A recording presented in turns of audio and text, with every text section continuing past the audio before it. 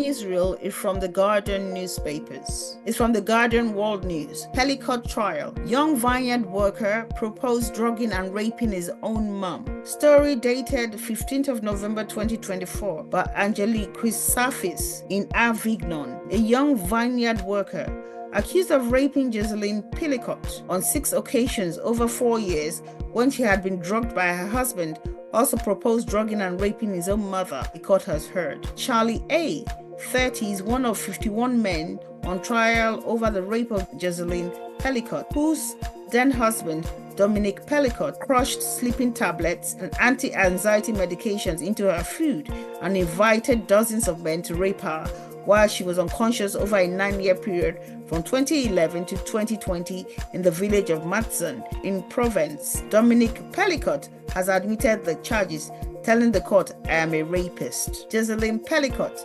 72, a former logistics manager, has become a feminist hero after insisting that the rape trial of her ex-husband and the other men be held in public to raise awareness of the use of drugs and sedation to rape women. Having said, "It is not for us to have shame, it's for them." Charlie A vineyard worker who had later packed lorries for a cement company, is accused of driving to Pelicott's home on 6 occasions between 2016 and 2020 to rape Giseline Pelicott in her bedroom alongside Dominique Pelicott, who had drugged her into a comatose state. Bastard. On the first occasion, Charlie A was age 22 and Giseline Pelicott was age 64. Charlie A and Dominique Pelicott are also accused of raping Giseline Pelicott in her bed on the night of her 66th birthday. Charlie A denied rape, saying, "I never had the intention to rape." He said Dominique Pelicott, whom he had met online, had invited him to the couple's home and told him that Giseline Pelicott would be pretending to be asleep. He said, "I was told it was a scenario in which she was asleep. In that scenario, she was consenting. For me, I didn't intend to rape. I didn't want to rape her. I didn't want to do something bad to that family." Charlie A had spent part of his childhood in Matson and lived a 30-minute drive away. Video evidence showed a whispered conversation in Giseline Pelicott's bedroom between the two men, in which they discussed a plan to drug and rape Charlie A's mother in the same way. In the footage,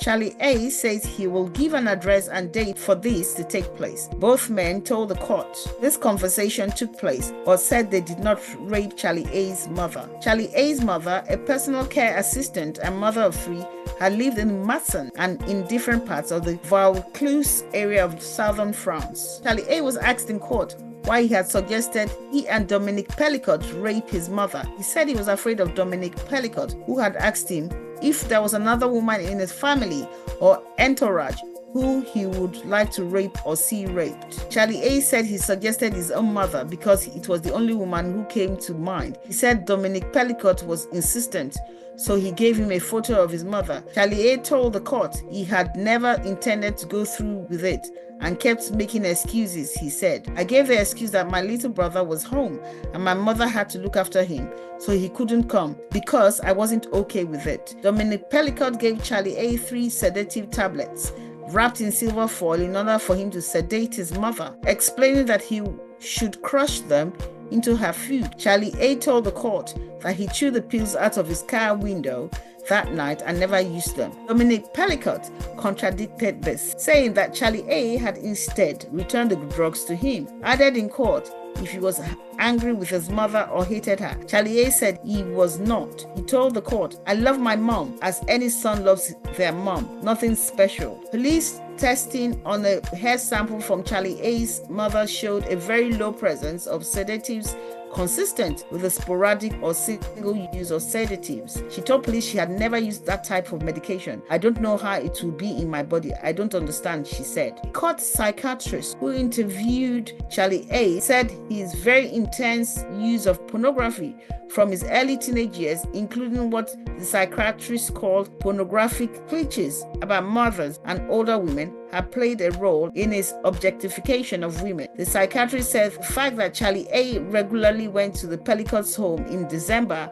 around Christmas time and in January would have been related to his depression at having a dysfunctional family, affected by divorce and separation around the holiday period. Other accused men have said they were lonely at Christmas. One 63-year-old man who is accused of raping Giseline Pelicott but denied it said he was lonely as Christmas was approaching and I was going to be on my own again. Another man, 37, who is accused of raping Giseline Pelicott one New Year's Eve and also denies it, said he had nothing else to do because his brothers hadn't invited him to their New Year's party. The trial in Avignon continues until 20th of December. This is extremely very sad. I actually find it very distressing personally. I'm not really happy about this. That a man would sedate his wife and get other men to rape her consistently, or will I say continuously. It shows the depravity of this man. Left to me alone, they should all be castrated and put on the sex offenders register, as well as being in prison for a long time. This is unacceptable behavior. This is depravity at its greatest, or at its core. Listeners and viewers, what do you think? Comments as relates to this newsreel. It's quite sickening to me. Thank you. You can leave your comments and views via email address risingaboveshadowsofabuse@gmail.com. Thank you. On this note, we've come to the end of today's world newsreel on abuse. Ladies, be safe everyone and be positive. See you on our next episode. Take care and bye for now. Do check out our social media handles at Rising Above Shadows of Abuse: Facebook, TikTok, Instagram, YouTube, and X or Twitter